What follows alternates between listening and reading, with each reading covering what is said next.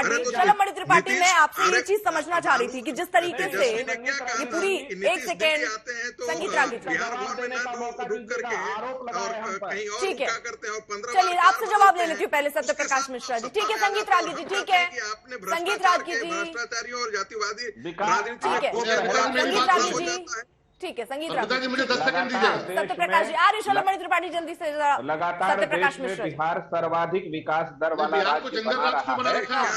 अरे इसको बेवकूफ, इसको ये कौन है? इसको बंद कराइए, इसको बंद सर एक एक करके संगीत रागी जी, संगीत रागी, ये दो अभद्र व्यक्तियों को बंद कराइए प्लीज। इसके बाद सब लोग अपने अपने बारे में बोले सर, ये कोई इस तरीके से डिबेट नहीं चल पाएगी ना संगीत रागी जी। बंद कराइए। और सत्य प्रकाश जी, जब आप ये उम्मीद करते हैं कि आप बोले और दूसरा ना बोले, तो जब दूसरा बोल रहा है तो हम भी आपसे ये उम्मीद करते हैं कि आप ना बोले। 10 सेकंड में अपनी बात कंप्लीट कीजिए।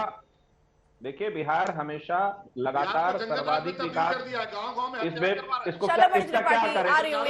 आप अगर उनका नहीं मैं आरजेडी के शलभमणि त्रिपाठी बिहार के भीतर आपने, तो मैं डिबेट छोड़ देता हूँ अगर उनका शलभमणि त्रिपाठी अपनी बारी में सर, एक सेकेंड, कुमार जी उनको संरक्षण दे रहे हैं। एक सेकेंड सर, सर ठीक है वो साथ छोड़कर चलेंगे, इसकी नाराजगी होगी लेकिन डिबेट में मत निकालिए ना। एक सेकेंड शलभमणि त्रिपाठी आवाज कम कीजिए इनकी। सत्य प्रकाश जी, ठीक है सत्य प्रकाश जी, देखिए अर्पिता जी, बिहार सर्वाधिक विकास दर वाला राज्य लगातार बना हुआ है। आंकड़े जो आप 3 नंबर कर बता रहे थे, वो बिहार 1 नंबर पे 11.1% का, .2 मैंने जो कहा था कि 80 करोड़ लोग जिस राष्ट्र के अगर सरकारी भोजन को लेने को विवश हैं, इसका मतलब है कि उस देश की आर्थिक माली हालत बहुत अच्छी नहीं है।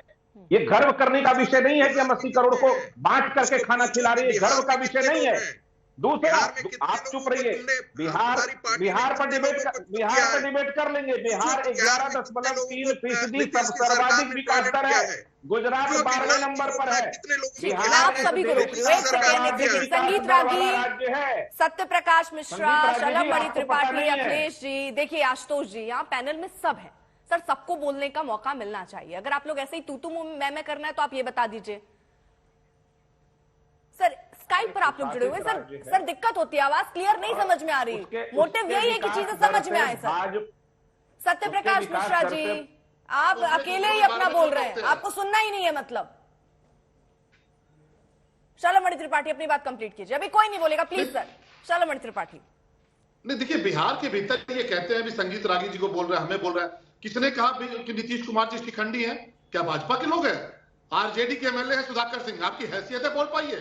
पूरे आरजेडी को आपने बिहार के भीतर आतंक का, ठीक है शलभमणि त्रिपाठी, आरोप पलटवार से ऊपर उठते हैं सर, ठीक है पलटवार नहीं वो छोड़ दीजिए। मुझे ये बताइए 405 का जो आंकड़ा आप दे रहे हैं कि 405 जो है आप लेकर आएंगे, कैसे लेकर आएंगे सर लोकसभा में? जैसे लेके आए हैं 2014 में जितनी नीतीश जी तो चले गए आपको छोड़कर, हिमाचल प्रदेश आप हार गए, कितनी जगह पर आपकी सरकार है? राज्यों से ही तो एक आप केंद्र तक पहुंचेंगे सर, वो रास्ते आपको दिख रहे हैं उतने खुले हैं जिससे आप दिल्ली की गति पे बहुत से लोगों को छोड़ के जाते हैं। 2024 का जो चुनाव होगा इस देश में वफादार बनाम देश के गद्दार होगा। जो लोग धारा 370 के साथ खड़े थे, देश की जनता मेरा एक सवाल है आपसे, मेरा एक सवाल है, जरा सुनिए एक सेकेंड सर। आपके लिए कोई एजेंडा, क्योंकि आप एक बात बताइए, आपकी जो ये राष्ट्रीय कार्यकारिणी की बैठक हो रही है सर, राष्ट्रीय कार्यकारिणी की जो बैठक हो रही है, इसमें क्या थीम है सर? नहीं देखिए, इसमें गद्दार है क्या? देशभक्त वर्सेस गद्दार है क्या? ये थीम है क्या? आप चाहती कि मैं बोलूं?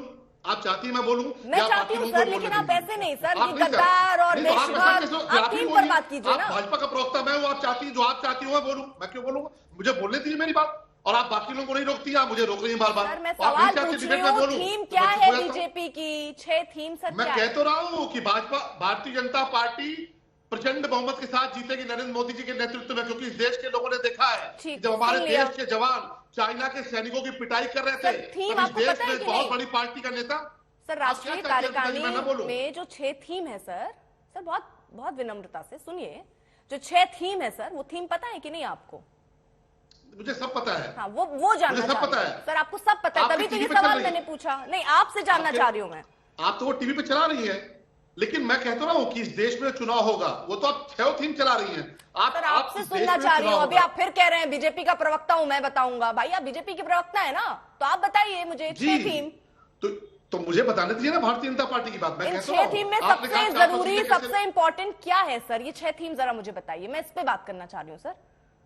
मैं कहता रहा हूं कि भारतीय जनता पार्टी पूरी ताकत के साथ, जिस तरह से हमने पूरी ताकत के साथ पिछले चुनाव में प्रदर्शन किया है, आगे आने वाले चुनाव में, आगे आने वाली परिस्थिति में इस देश में हम संगठन को अपने कैसे मजबूत करें, हमारे कार्यकर्ता कितनी मजबूती से ग्राउंड पे जाएं, और कैसे तमाम ऐसे दल जिन्होंने इस देश के खिलाफ लगातार काम किया है। जब चाइना के सैनिकों को हमारे सैनिक पीट रहे थे, तब इस देश के पार्टी के बड़े लेकिन सर ये जो थीम है ना, नहीं सर मैं समझ गई। आप सर ऐसा नहीं है ना शलभ मणि त्रिपाठी कि आप जो सोच के आए सिर्फ वही जवाब देंगे। सर सवाल का जवाब होता है, केवल जवाब नहीं होता है। ठीक है शलभ मणि त्रिपाठी, ये कांग्रेस को परेशान होना चाहिए, आप क्यों परेशान हो रही है? परेशान राहुल गांधी पे मैं अटैक सवाल करता हूं, पूछना अगर आपको क्यों परेशान हो लगना रही है? लग रहा है तो फिर मैं कुछ नहीं लग रही है, आप मुझे टोक रही है। मैं आपसे ये पूछ रही थी, आपने उसका जवाब नहीं दिया। आप आप गद्दार वर्सेस देशभक्त वाली बात कर रहे हैं जो कि आपकी थीम में नहीं है।